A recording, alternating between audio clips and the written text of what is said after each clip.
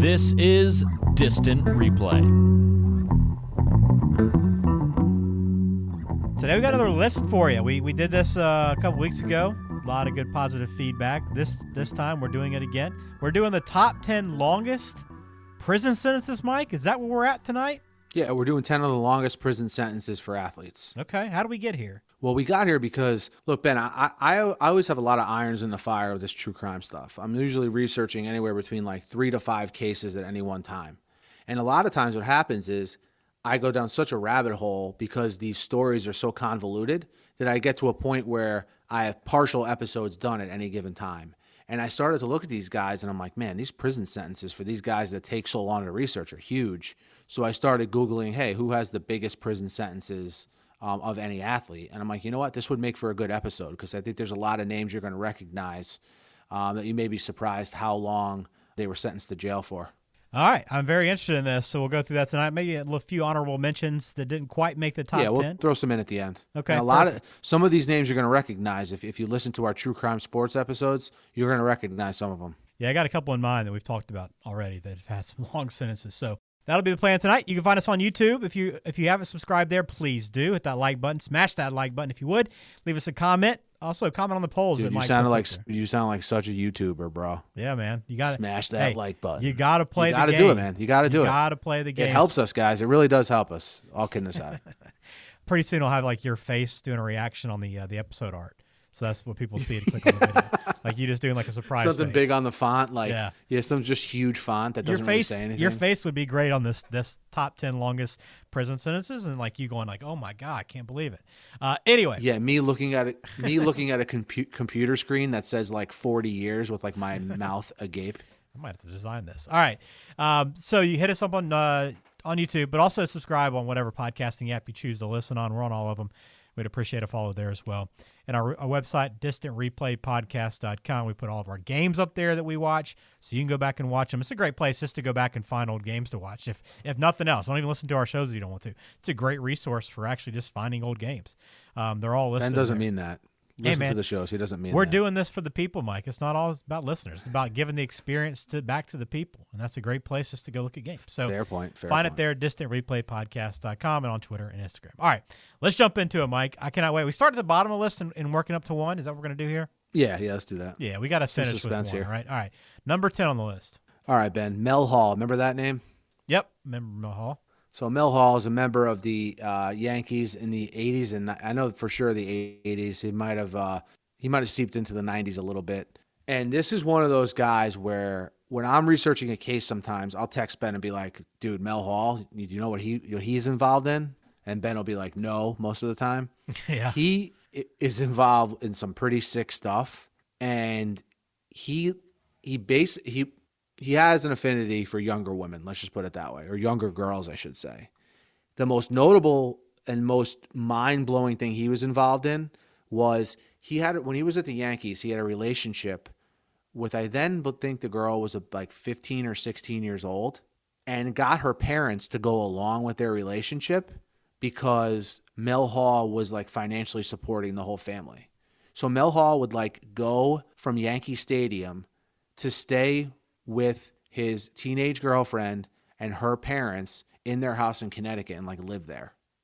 Such a bizarre story. Crazy. Yeah, and like he's involved in a lot of other stuff too, and he did that kind of stuff with multiple girls, one just 12 years old. And look, he eventually, all his transgressions caught up to him, and he ended up getting a 45-year sentence for intercourse with minors.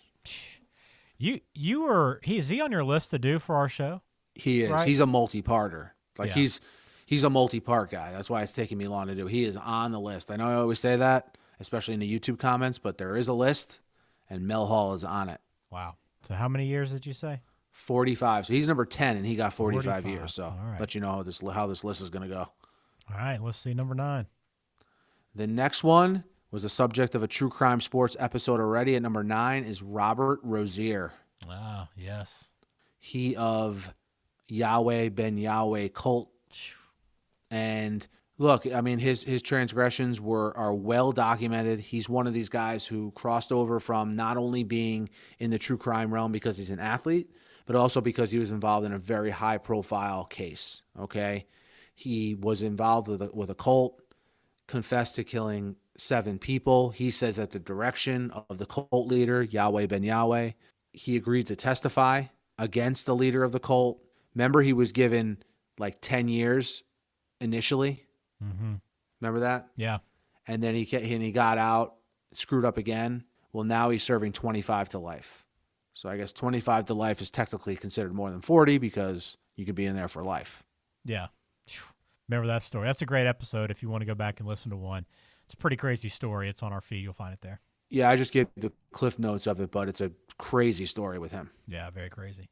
All right, that's 9. What's number 8?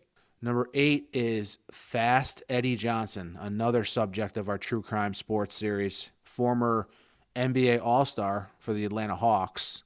Really quick on Eddie Johnson, very serious drug problem, alcohol problem during his playing career, post-playing career, got expelled from the NBA, and that just led to his life completely falling apart. He got arrested a bunch of times, substance possession, multiple assaults. The crime that landed him in jail for a mandatory life sentence was an assault of an 8-year-old girl in Florida. Jeez. And the details about that assault and everything that led up to it is something we cover in our episode here on the channel. And crazy story and well deserving of a life sentence, in my opinion. So I'm assuming the rest of these are life, or is there actually some that are specific long sentences? Some of them are life, and some of them have actually attached a number of years. Like instead of saying life, they say X amount of years, which is longer than anyone can live. Okay. Number 7 then. Let's hear it. Number 7 is Esteban de Jesus.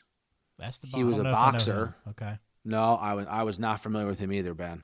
He's a boxer from the 70s and 80s, but he many people, he was a good boxer, but he's one of these guys who committed like a savage murder in 1981 while extremely high. Like he had a very serious drug problem.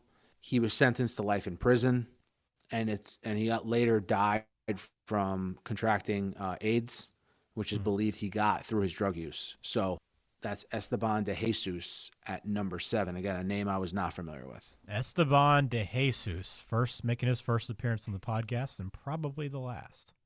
Number 6. Probably the last. Yeah, not enough there for a full episode. Now, number 6 is a very unique one, Ben, because there is a multi-part one coming on this guy too.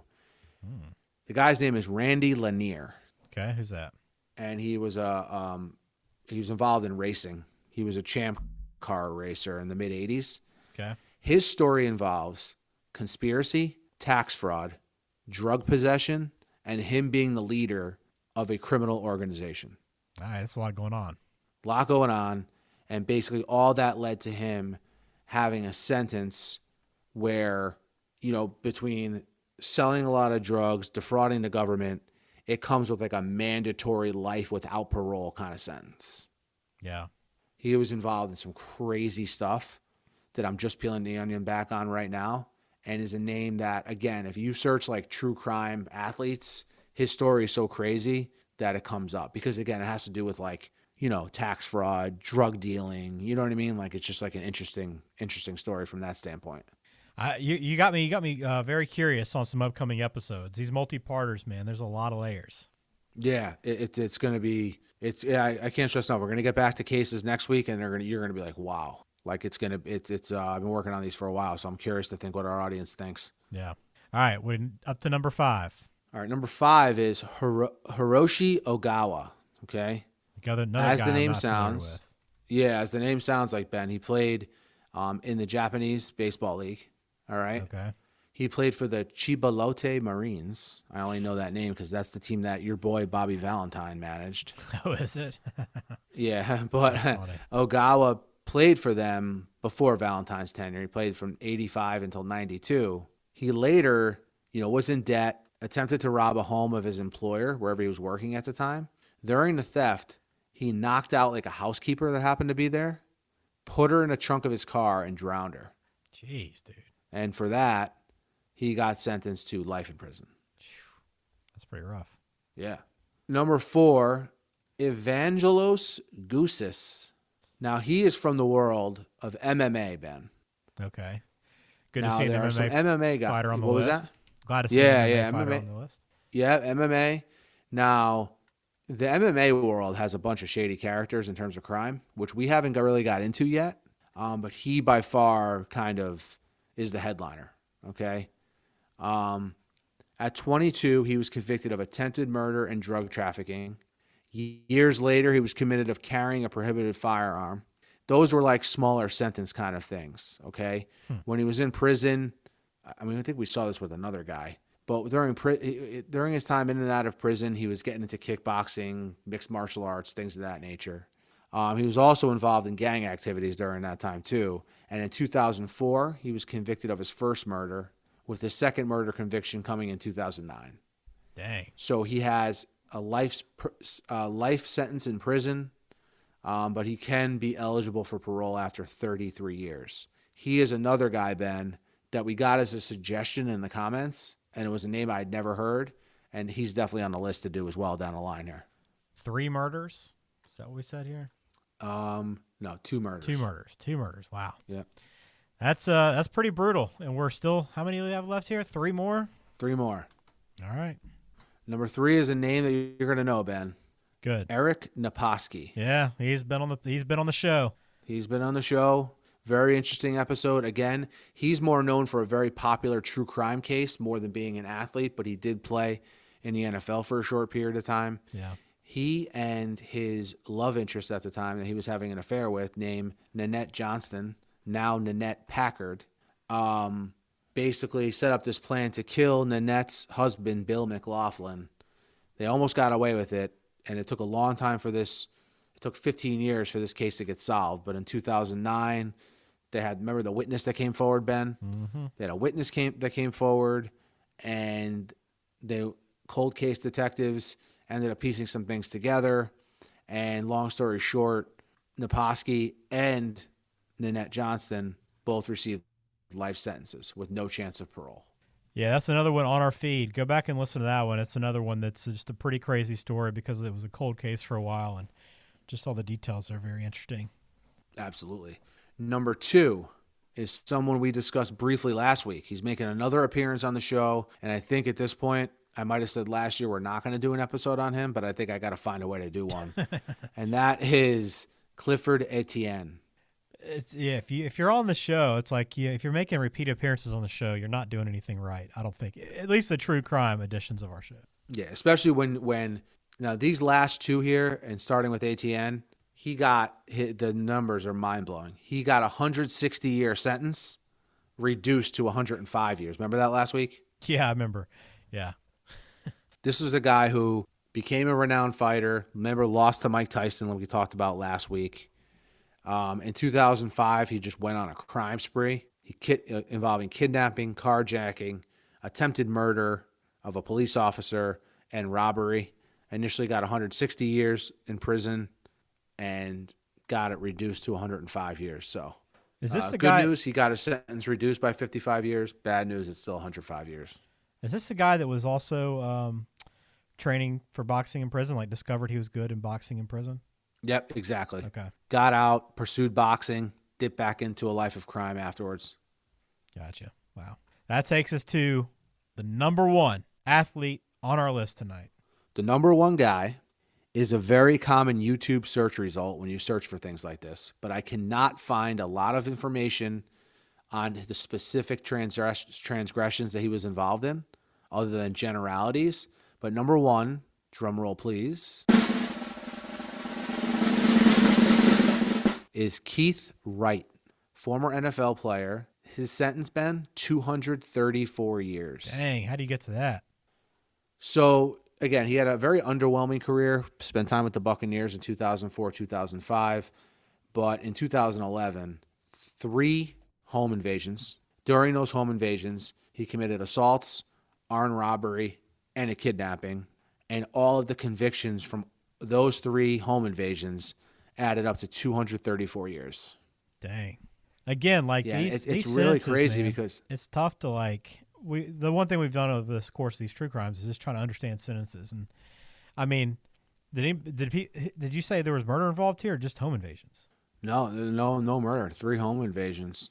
Jeez. But you have assaults, armed robbery, kidnapping, and it was all the sentences from all those all added up. But yeah, you're right. The sentencing for some of these crimes that we cover on the podcast is all over the map.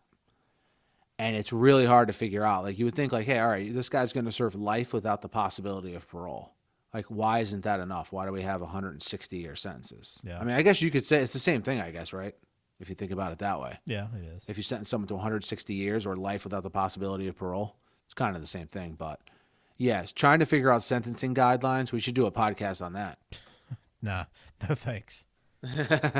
So we have that's the top 10. We had a few guys that did not make the list, but we're close. Yeah, so we got some guys that did not exactly, that are kind of, I don't want to say honorable mention because that's like a weird way to put it because of the topic we're talking about here. Yeah.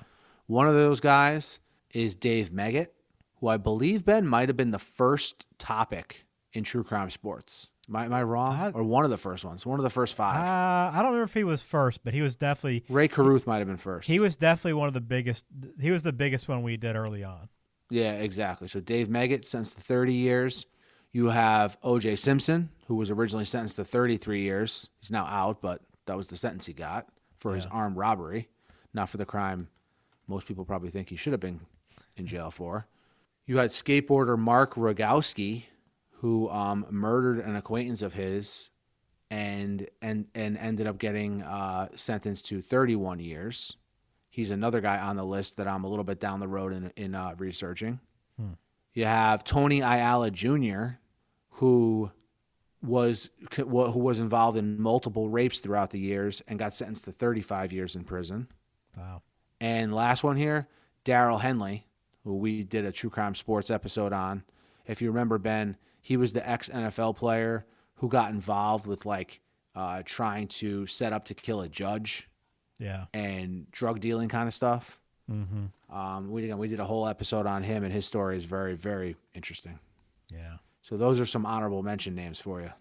Well, some names I definitely know, some athletes we've showcased on this podcast, but also some guys I'd never heard of. But it's nothing to celebrate, but very interesting to see some of these guys and the sentences they have had to serve because of their actions. So nice change of pace, Mike. We will get back to some cases as we move forward. I know you're in the middle of researching a couple, but plenty more on the way, right? Yeah, so we took a little bit of a more general episodes the last 2 weeks. But again, like we've been hitting on this whole episode here, back to cases next week, and looking forward to seeing your feedback when we do.